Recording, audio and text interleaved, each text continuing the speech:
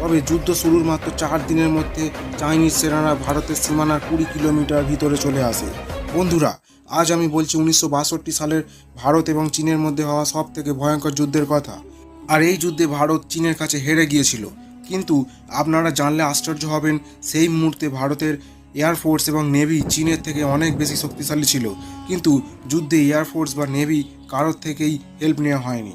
এছাড়া আপনি যদি টাইম লাইন দেখেন তাহলে দেখতে পাবেন এই চীন এবং ভারত দুটো দেশই বলতে গেলে একই সময় স্বাধীন হয়েছিল।